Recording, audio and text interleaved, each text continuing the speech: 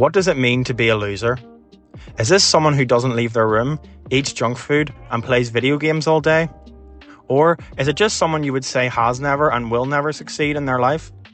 While these people may constitute what a loser is, a loser can also be the second fastest man in the world, Johan Blake. A loser can be the best footballer of all time in Lionel Messi. A loser can be a person who was unsuccessful in their first 99 attempts and yet made the cure to cancer in their 100th.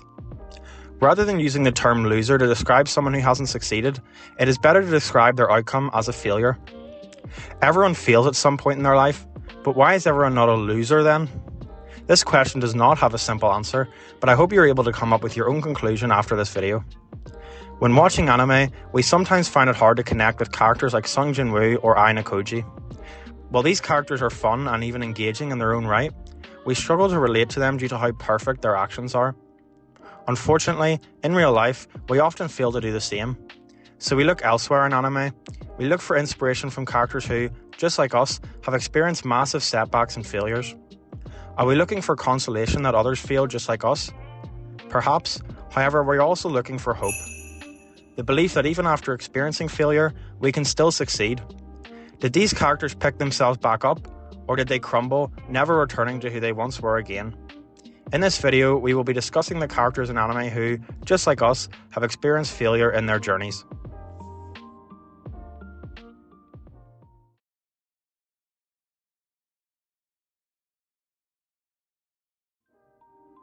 Our first example comes from this underground, niche anime called One Piece. While One Piece is not shy about failure, as seen when Zoro fought Mihawk or Usopp's struggle against Luffy, there are obviously a plethora of losses in such a long-running shonen. So how do we choose one in particular that stands out across over 1,000 episodes? While this may seem like a hard task, when it comes to One Piece, a sequence of failures that challenge the very character that we all love immediately come to mind. This is not because the character lost, but rather the effects this loss had on the future of the story and the character himself. Of course, the events that still have an effect on our main character, Monkey D. Luffy, to this day, began with the crew's arrival on the Sabaody archipelago. Up until this point, we see Luffy confidently face any foe, no matter how challenging. Of course, his journey is not without setbacks, losing to both Crocodile and Lucci. In the end, however, Luffy bounces back from near death and defeats the enemy, living up to not only the viewers' expectations of him, but also his crew's unwavering faith that he would never lose. This confidence of his continues when the Straw Hats arrive at the Sabaody archipelago, the last stop before they tackle the New World. Here, Luffy does not hesitate to punch a celestial dragon, even knowing that this will result in an immediate buster call to the island. Despite this, Luffy has no doubt that with his crew by his side, he can get through anything. With that belief in hand, he achieves a hard-fought victory over the government's murder machine, the Pacifista. Unfortunately for him, this machine is just one of many, and the crew quickly come face to face with the machine's model, Kuma. While throwing everything at him, Luffy is powerless as his crew disappear one by one before his eyes. Everything that he has built up to in his journey so far, his strength, his confidence, and his friends, all seem to disappear in an instant. Luffy breaks down, realizing that he is the last one left. This is not because he is afraid to meet the same fate as his crew, but rather his frustration at himself. Luffy feels that he did the one thing that he should never do, and that's let down his friends' unyielding belief in him. In this moment, Luffy believes that in his friend's last moment, he had failed them before he too disappears. Landing on a mysterious island, Luffy feels relief in knowing that his friends may still be alive out there somewhere. Despite this relief, Luffy has little time to reflect. After fighting for survival on the island, he learns that his brother, Ace, is set to be executed at Marineford. Despite his experience in Sabaody, Luffy once again has no option but to charge ahead to save his brother as quick as possible. As always, this is no easy task, with Luffy almost dying multiple times along the way. With the help of many others, however, Luffy successfully saves Ace and accomplishes his goal. He once again is able to bounce back from all his failures and save the day. Right? Unfortunately, as we all know, things do not go to plan. Meters from escape, Ace's rescue slips away, with his brother dying in front of him. This failure is the last straw for Luffy, crushing his will to fight and his mind with it. With the help of Jinbei, Luffy manages to flee the battlefield. However, he will no longer be the man he once was. Upon waking up, Luffy is in despair, unable to accept the death of his brother. Rampaging, it appears as if Luffy's journey has come to a close, with his sense of failure overcoming everything that made up who he once was.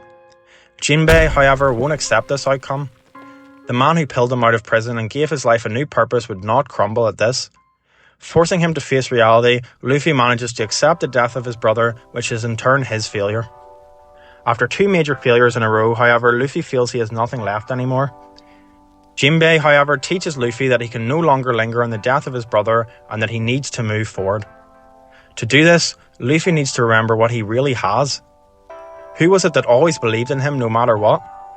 With this encouragement, Luffy is reminded that his dream is to become the Pirate King is no longer his to bear, but rather the Straw Hat Pirates. That's right, in times of failure, the one thing that Luffy can rely on, and that he always has, is his friends. He can no longer let them down like he once did, and to prevent that, he has to become stronger. With his resolve set, he decides to take a break from his journey for 2 years to train with Rayleigh, as his failure has taught him that he is not yet ready for the new world. Luffy's failures at Sabaody and Marineford mark major milestones in his journey, as they teach him that he can no longer achieve his goal through willpower, and instead that he is not yet ready the way he is now. The lesson he learns from his failures is invaluable, as we can see his counterparts who never learnt this lesson face it the hard way in the new world. On top of that, these experiences show Luffy that he is not alone, that he will always have people like Jinbei to pick him back up when he falls, as well as his crew to lean on.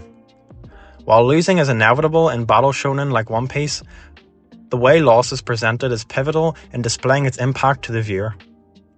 By failing one after another, and yet picking himself back up with the support of those around him, Luffy demonstrates how failure can reshape not only a person, but the entire direction of a story.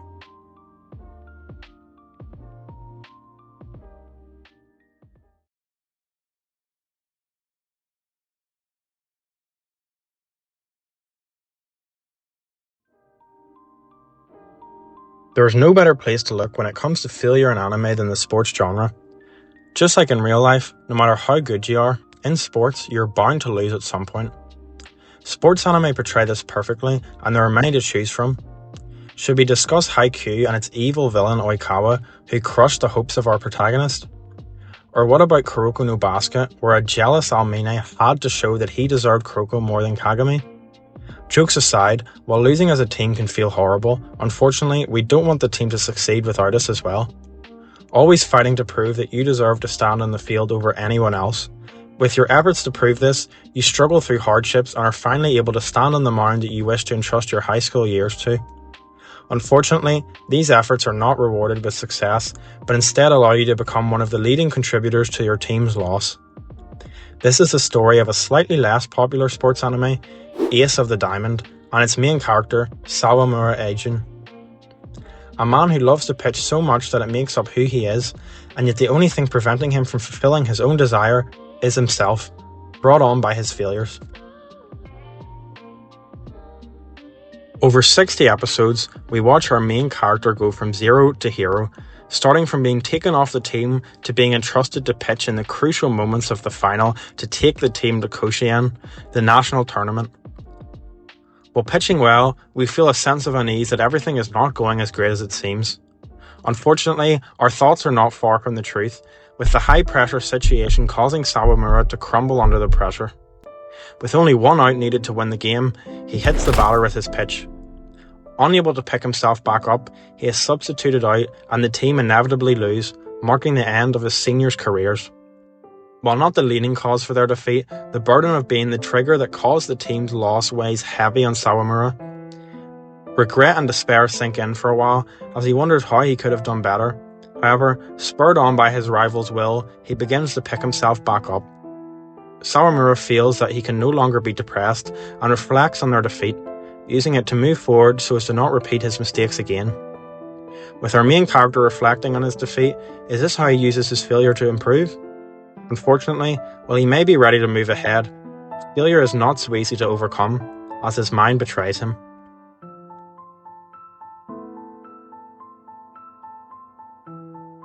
Over the course of the next couple of episodes, we see Sawamura return to pitching in practice games. While everything seems to be normal, we are told that his inside pitches seem to lack a little control, drifting towards the centre. Despite this, we think little of it, as surely the show wouldn't have our main character fail again. In the next practice game, Sawamura comes face to face with the cleanup batter of Yakushi, Todoroki Raichi, the same batter who hit a home run off of him in the previous tournament. Has Sawamura learned from his previous failure and moved on? Once again, the show surprises us, as the main character doesn't overcome his opponent in their second matchup. Instead, with the home run on his mind, as well as his mistake in the final, his failures accumulate, causing him to completely break down. Todoroki hits another home run against him, and he doesn't recover with the following batters, losing his main pitching ability, his fearlessness to pitch to the inside. He walks off the mound in tears as he is substituted and is once again reminded that in his current state, he is of no use to the team. After such a monumental collapse, do we see Sawamura pick himself back up using his sheer willpower? Does he just take this failure as an experience to work on his flaws? Well, he does use his willpower and eventually uses this experience as a stepping stone for his development. It was not smooth sailing to get to that point. In fact, by realising that he had the yips, Sawamura did everything to try to remain helpful to the team. He tried to find a solution by leaning on the advice of the assistant coach, who believed him to be useless and become nothing more than a batting pitcher for the team. While many believed that he would be of no use in the upcoming spring tournament, he was looking for any chance to prove them wrong, as he refused to give up. He was, however, going about it the wrong way by giving up all he had worked for, as he felt that he no longer had anything to lean on. What set him on the right path was the actions of his coach who believed in him, and the senior who always guided him through his tribulations. While he was not yet ready to overcome his yips and pitch to the inside, instead he honed his pitch to the outside, making it a powerful weapon that he could wield on its own. After continuous efforts, and accepting that at the moment the only thing he could do is pitch to the outside, Sawamura regained his confidence. He showed the team, and the coach who believed in him, that he could still be used in games, and with his confidence regained, his signature pitch to the inside slowly returned. After crashing and burning, Sawamura returned stronger than ever.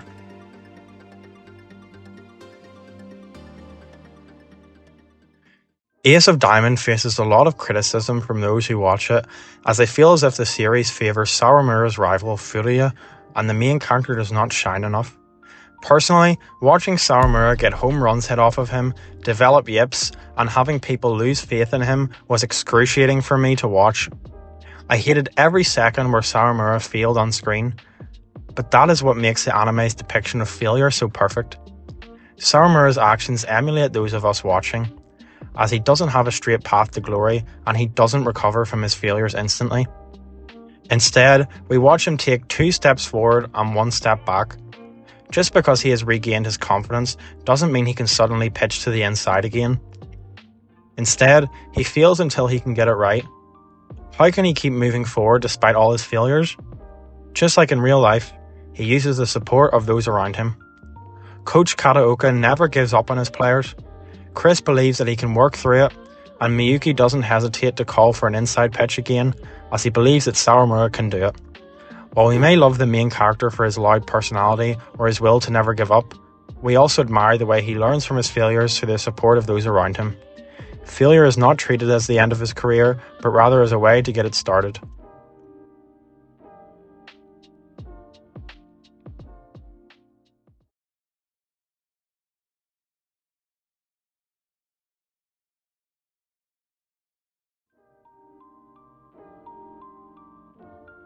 When it comes to failure, what comes to mind first? Maybe losing a fight like Luffy? Or maybe it's when you fail to win a match like Sawamura? As we have discussed, failure can be demonstrated in many ways. However, there is no greater way to view these failures than in death. Death forces a person to confront their mistakes, regrets, and failures regardless of the person's own feelings. Building on this, what if you had multiple lives? Surely this would allow you to correct your mistakes and live without regrets, right? Unfortunately, it also means that by continuously experiencing death, you're forced to face every mistake you made over and over again. Even if you correct one failure, another will emerge. With this cycle repeating over and over again, you're forced to wonder, Are you just set to always fail? This is the plot of the anime Re:Zero and its main character, Natsuki Subaru. Arc 3 of Re:Zero introduces quite possibly some of the hardest to watch anime episodes of all time. We see our protagonist, Natsuki Subaru, storm into the royal selection despite being warned to stay away. Fueled by the delusional idea that he needs to be Emilia's hero, he challenges the knight Julius without knowing how outmatched he is. This, of course, results in Subaru's utter humiliation. Beaten senseless in front of a mocking crowd, Subaru still refuses to back down until his last breath. On the surface, this looks like a classic shonen trope. A monumental failure, sure, but at least he was fighting for a just cause, standing up for the girl he loves. Unfortunately, we see that this is not the case. When a deeply disappointed Emilia visits his bedside, she asks a simple question: why? Subaru, on the other hand, does not reflect on his actions, instead lashing out in an ugly fit of rage, seeking her unconditional validation. Seeing the state he's in, Emilia is forced to make the heartbreaking decision to sever ties with him, leaving Subaru behind. Even though we have actually seen what Subaru has been through up to this point, we completely understand Emilia's choice. As we realise that Subaru is not acting out of some lofty goal like protecting her, but rather that compared to everyone else in that mansion, he felt inferior. Rather than thinking about how his actions would reflect on Emilia, Subaru's pride and frustration at himself led to him challenging Julius. While he might have cared about Emilia, deep down, after all that he had been through up to this point, he wanted to prove to himself and to everyone else that he was special. With Emilia leaving him, does Subaru reflect on his failures and improve? Or does he ignore it and double down on his flaws and continue to push forward?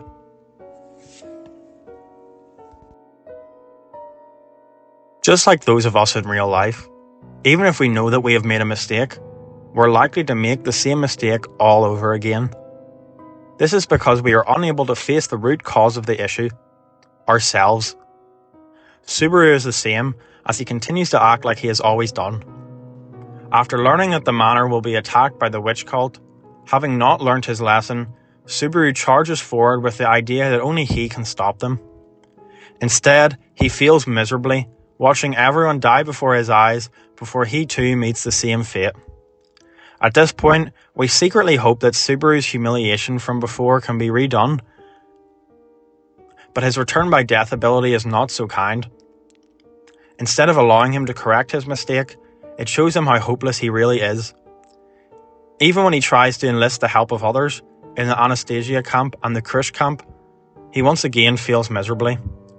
This is because he is not trying to create a mutually beneficial relationship with them, but instead that he wants them to help him solely so he can escape from the hell that he finds himself trapped in.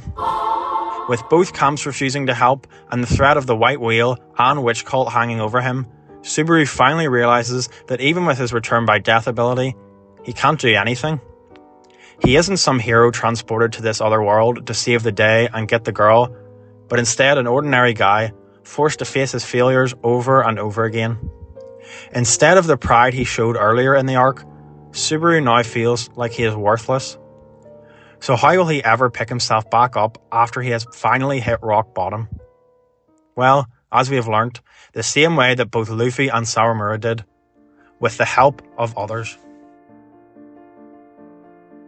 At his absolute worst, Subaru pulls Rem to the side and tells her the solution to all his problems: to run away together. Rem, who loves Subaru with all her being, couldn't wish for a happier life. Despite this, she refuses his offer, believing that running away would strip Subaru of the very traits she loves most about him. With his only option left to give up, Subaru cannot understand her response. He despises himself as he dreams endlessly, yet has no power nor knowledge to achieve them. He continuously struggles, and yet he doesn't grow. Yet despite all this, Rem believes in the Subaru that she loves. No matter how far he falls, no matter how much he hates himself, she will always be there to support him. Realizing that while he may hate himself, Rem loves him for who he is. Subaru does not need to be some knight in shining armor who overpowers the villain to save the day, but instead, he just needs to be Natsuki Subaru, the man that Rem loves. Regaining his determination, Subaru will no longer run from his failures, and instead face them head on. From this point, his life begins from zero.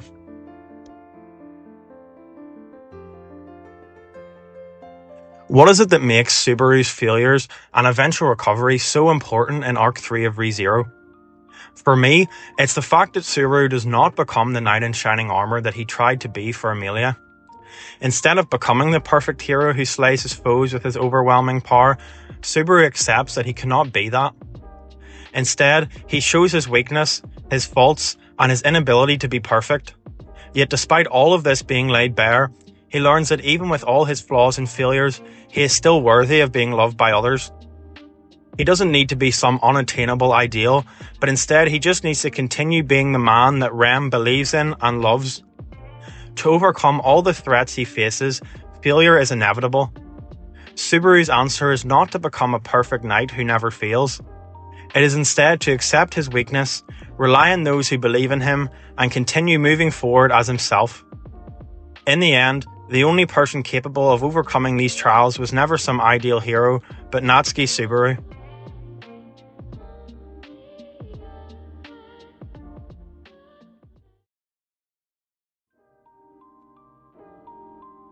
So what does anime teach us about failure? Is it that failure is something that we should just move past and ignore? No. In fact, failure should be viewed the opposite of that. When we make a mistake in work, or we fail a test in school, or maybe even when we let ourselves down, this is not something that we should ignore, treating it as a one-off. Instead, we need to use it as another crucial experience in our life, as important as success. There is no set way for us to take this experience. We can use it as a way to tackle other challenges, like Sawamura. We could also use it as a reminder to always stay vigilant, like Luffy. We could even use it to face the parts of us we hate the most, like Subaru. No matter how we choose to respond to our failures, what's important is that at the end of the day, we use it to come out better than we ever were before. What we mustn't forget, however, is that looking at our failures in life can be extremely hard to do, but we are not alone in our endeavour. No matter how long we take, no matter how much it hurts, we need to remember that we always have someone to lean on. Even our favourite characters needed someone to give them that final push. Luffy had Jinbei and his crew, Sawamura had Chris and Coach Kataoka, and Subaru had Rem. With the support of others who pick us up when we are at our worst, failure is no longer a disaster that ruins our lives, but rather something that can change it for the better. That is why I love the representation of failure in anime.